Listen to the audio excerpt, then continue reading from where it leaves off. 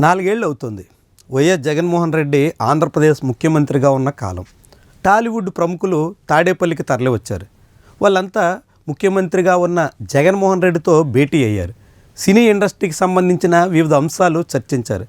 ఆ సమయంలో జగన్మోహన్ రెడ్డి టాలీవుడ్ ప్రముఖుల్ని అవమానించారని, వాళ్ళ కార్ని ఎక్కడో ఆపేసి నడిపించుకుని రావాల్సిన పరిస్థితి వచ్చిందని, ఎటువంటి గౌరవం ఇవ్వలేదని ఇలా చాలా రకాల ప్రచారాలు సాగాయి.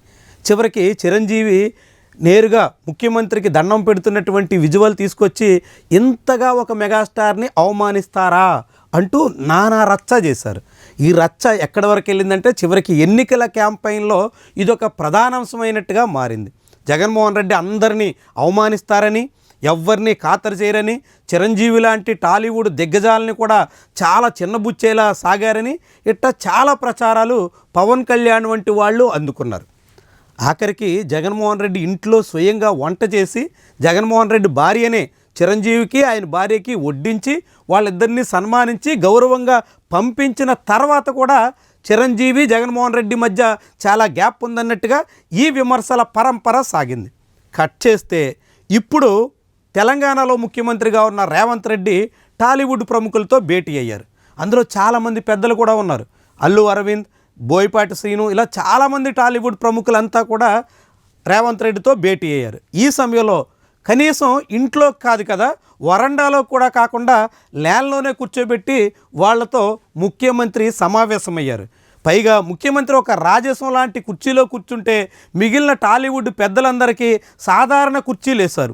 వీళ్ళంతా చేతులు ముడుచుకుని ముఖ్యమంత్రి చెప్తున్నది వింటుంటే ఆయనేమో చాలా రాజదర్పం ప్రదర్శిస్తున్నట్టుగా విజువల్స్, ఫొటోస్ అన్నీ ఇప్పుడు వైరల్ అవుతున్నాయి. దాంతో అప్పుడు జగన్మోహన్ రెడ్డి మీద నానా హంగామా చేసి అంత లేదు ఇంత లేదన్నట్టుగా మొత్తం మిన్ను విరిగి మీద పడిందన్నట్టుగా రాద్ధాంతం చేసినటువంటి వాళ్ళు ఇప్పుడు ఏమయ్యారు అనే ప్రశ్నలు ఉదయిస్తున్నాయి.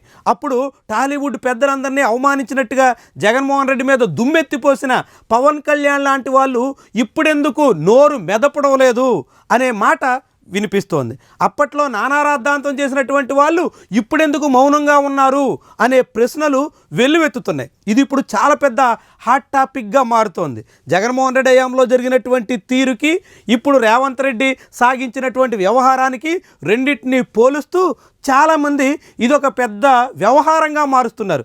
దీని మీద పవన్ కళ్యాణ్ స్పందించాలి అని కోరుతున్నారు. చిరంజీవి లాంటి వాళ్ళు కూడా ఆ తర్వాత మాట మార్చి జగన్మోహన్ రెడ్డిని నిందించే ప్రయత్నం పరోక్షంగా చేసినటువంటి నేపథ్యంలో ఇప్పుడెందుకు మాట్లాడరు అనేటువంటి ప్రశ్నలు ఉదయిస్తున్నాయి. దాంతో ఇప్పుడు ఈ వ్యవహారం అటు టాలీవుడ్లో ఇటు 2 తెలుగు రాష్ట్రాల రాజకీయాల్లో కూడా చాలా పెద్ద వ్యవహారంగా మారింది. వాస్తవానికి టాలీవుడ్లో సినీ కార్మికుల సమ్మె కారణంగా నిర్మాతలు తీవ్రంగా నష్టపోవాల్సి వచ్చింది. దాదాపు 15 రోజులు పైబడి సినిమా షూటింగ్లన్నీ నిలిచిపోవడంతో చాలామంది సతమతం కావాల్సి వచ్చింది. షెడ్యూల్స్ అన్నీ అటు ఇటు మారిపోతుండడంతో అందరూ తీవ్రంగా కలత చెందే స్థితి వచ్చింది. ఇలాంటి సమయంలో టాలీవుడ్ నిర్మాతలకి అనుకూలంగా రేవంత్ రెడ్డి వ్యవహరించారు.